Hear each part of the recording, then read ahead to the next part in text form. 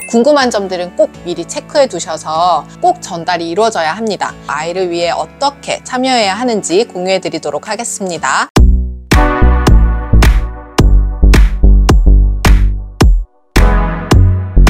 네, 안녕하세요. 이민지 육아상담소 이민지입니다. 한 주간 잘 지내셨나요? 3월 아이들 적응 기간이 정신없이 지나가고 어느새 4월이 되었는데요. 4월이 되면 1차 학부모 면담 시즌이라 다들 어린이집 유치원 면담 일정 잡고 계실 것 같은데, 저도 내일 당장 저희 아이 면담 위해 어린이집을 방문하는데, 면담 갈 때 어떤 질문 해야 되는지, 또 어떤 걸 듣고 와야 하는지 많이 질문 주셔서 오늘은 기관 학부모 면담 의미를 정확하게 알고 아이를 위해 어떻게 참여해야 하는지 공유해 드리도록 하겠습니다. 학부모 면담은 말 그대로 아이를 보육하고 교육하는 담임교사가 부모님과 함께 아이에 대한 다양한 정보를 서로 공유하고 논의할 수 있는 너무너무 중요하고 의미 있는 시간입니다. 기관마다 조금씩 차이가 있지만 키즈노트, 알림장을 통해서 매일 또는 주 몇 회 생활하는 모습을 글과 사진으로 주고받는데, 학부모 면담은 일상생활이나 전달사항을 주고받는 것보다는 좀 더 심층적인 아이 전반에 대한 발달사항이나 기질, 성향, 아이를 둘러싼 양육 환경 등 이런 이야기들을 나누는 시간입니다. 학부모 면담 방법은 기본적으로 학기 초에 1차 상반기 면담과 또 학기 말 2차 하반기 면담으로 진행되고, 물론 이 외에도 아이에 대한 궁금한 사항이 있을 경우에는 담임교사에게 상담 요청을 한다면 면담이 언제든지 가능해요. 일단 처음 입소한 신입 원아의 경우 학기 초에는 3월 적응 기간이 이제 막 끝났거나 아직 적응 기간을 보내고 있는 아이들도 있어요. 그리고 재원했던 아이들이라고 하더라도 학급이 바뀌고 또 담임교사가 바뀌고 환경이 바뀌었기 때문에 적응 시간을 보냅니다. 교사도 아이에 대해 탐색하고 또 부모님들도 이 교사는 어떤 성향인지 또 내 아이와 잘 맞는지 이런저런 탐색의 시간을 보내셨을 거예요. 그래서 학기 초 1차 상반기 면담은 기본적인 사항들에 대해 많이 이야기를 나눕니다. 교사가 아이 적응 과정에서 관찰된 모습들이나 또 적응 정도에 대해 전달도 하지만, 주로 상반기 면담에서는 내 아이를 가장 잘 알고 있는 부모가 내 아이 정보를 구체적으로 전달하는 것이 필요해요. 아이들이 집에서 보이는 모습과 또 어린이집에서 학기 초에 보이는 모습은 굉장히 다를 수 있어요.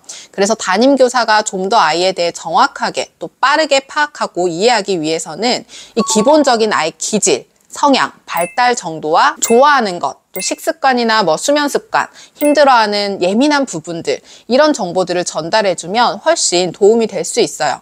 그러면 이런 정보들을 수집한 후에 교사는 각 아이의 개별에 맞는 보육을 해줄 수 있답니다.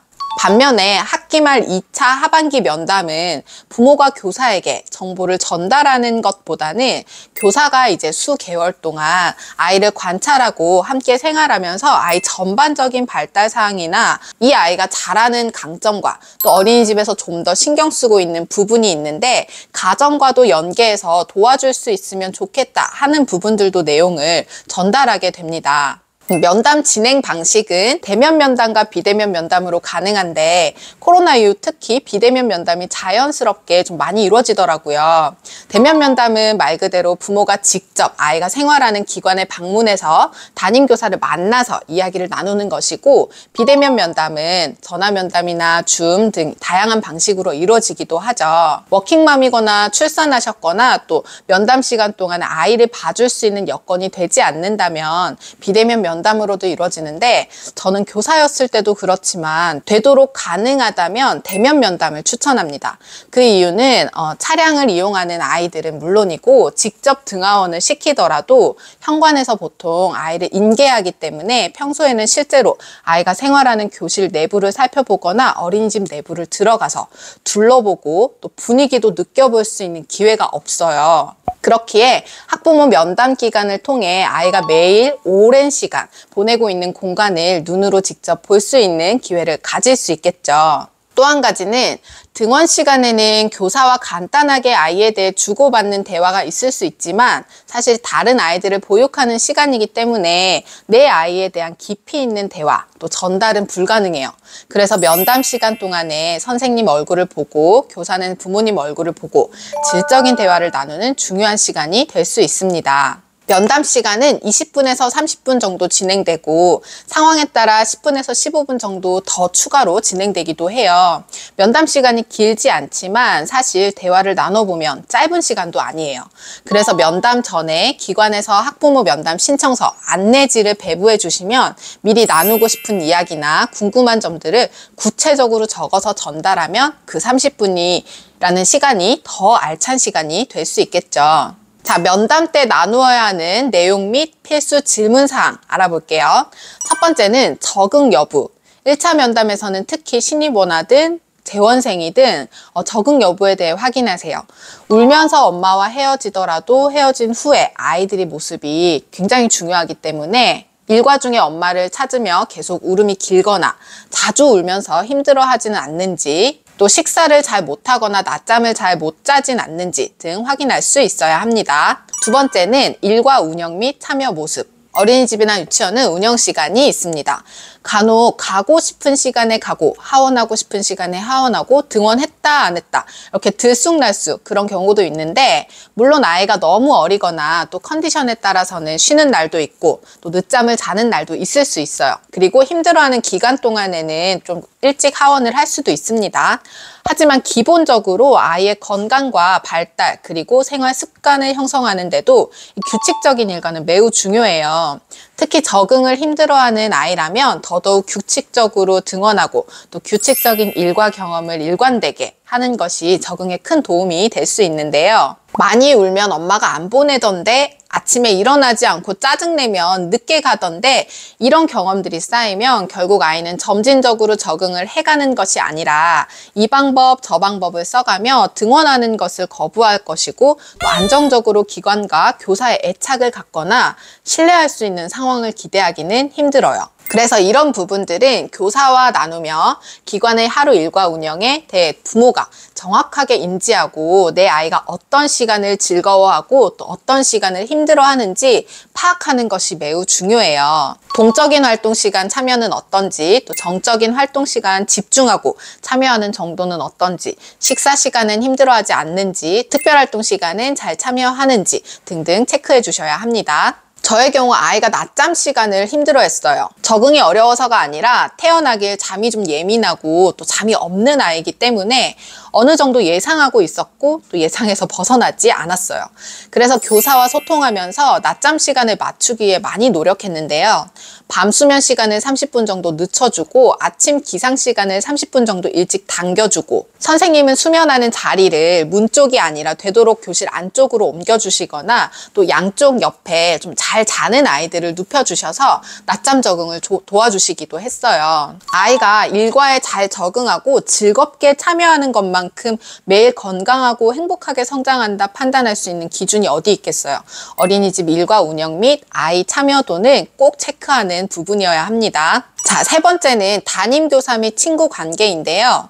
선생님이 좋은 분인지 아닌지 참 엄마 입장에서는 걱정이 되지만, 또 중요한 것이 이 선생님의 성향과 내 아이 성향이 잘 맞는지, 아이가 함께 지내는 친구들 중에 어떤 친구와 잘 어울려 노는지, 반대로 어떤 아이와 좀 많이 부딪히고 자주 갈등 상황이 있는지, 이런 정보들도 꼭 체크해 두시면 좋습니다.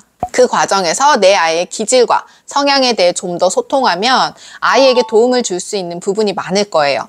예를 들면 친구와 소통이 어려운데 단순히 사회성 발달이 아니라 언어가 좀 늦어서 그렇다든지, 아니면 관심을 표현하는 긍정적인 표현 방법을 잘 몰라서 그렇다든지, 아니면 위험한 행동을 너무 많이 해서 갈등 상황이 많이 일어난다든지, 이런 다양한 요인들이 있겠죠. 자, 네 번째는 전반적인 발달 사항인데, 영유아기엔 특히 아이 개인마다 발달 속도 차가 매우 커요. 글자를 빨리 습득한다고 해서, 또는 숫자나 영어에 관심이 많다고 해서 발달이 빠르다 판단하면 안 됩니다. 또래에 비해 신체 운동 능력이 뛰어나서 잘 뛰어다니고 놀이터에서 기구를 잘 이용한다고 해서 발달이 빠르다고 판단하면 절대 안 됩니다. 글자나 수, 영어 알파벳을 습득하지만 정서, 사회성, 발달이 평균보다 늦은 아이들도 정말 많아요. 신체가 빠르지만 인지 발달 영역이 많이 늦은 경우도 많겠죠. 이 전반적인 발달 사항을 교사는 늘 관찰하고 기록하기 때문에 부모는 반드시 이 부분에 대해 전달받고 내 아이가 잘 발달하고 있는지, 반대로 좀 더 자극을 주고 발달을 촉진해 줘야 되는 부분을 파악할 수 있어야 합니다. 자, 마지막 5번째는 건의사항 및 그 외 궁금한 것들인데요. 식사나 언어 발달, 배변 훈련, 또래 관계 등 아이마다 힘들어하는 부분은 너무 다양해요. 그리고 양육자마다 특히 중요하게 생각하는 부분들이 있을 거예요. 교육적인 측면이라든지 또는 건강 부분, 아니면 식사나 간식 제공하는 것이 좀 중요한 분들도 계시고, 궁금한 점들은 꼭 미리 체크해 두셔서 가서 물어보세요. 평소에 아쉬웠던 점이 있다면 그것도 꼭 전달이 이루어져야 합니다. 아쉬웠던 점을 말하는 게 뭔가 어린이집에 따지는 듯한 기분이 들고 또 예민한 부모가 되는 것 같아서, 또는 내 아이에게 해가 될까봐 잘 이야기를 하지 못하거나 하지 않는 경우가 많은데, 아이를 기관에 보낼 때 가장 중요한 건 내가 교사를 신뢰하고 또 교사가 부모를 신뢰하는 것이겠죠. 그러기 위해서는 작은 오해가 쌓여 큰 불신과 원망이 되지 않도록 궁금한 점은 그때그때 물어보고, 또 아쉬운 부분도 조심스럽지만 예의 있게 전달할 수 있어야 합니다. 기관 상황에 따라서 반영할 수 있는 점들은 최대한 반영해 주실 것이고, 또 안 되는 경우에 또 안 되는 이유에 대해서도 충분히 설명을 해 주실 거예요. 아이를 위해서는 적대적인 관계가 아니라 서로 신뢰하고 서로 주고받는 같은 편, 좋은 관계가 되어야 합니다. 누구를 위해서죠? 바로 내 아이를 위해서입니다. 자, 이렇게 오늘은 학부모 면담의 의미와 방법에 대해 자세히 알려드렸는데요. 단 20-30분이지만 그 시간이 얼마나 중요한 시간인지 꼭 전달이 되었으면 좋겠고, 학부모 면담 잘 다녀오시길 바랍니다. 저는 다음 주에 또 유익한 육아 정보로 뵙겠습니다. 안녕.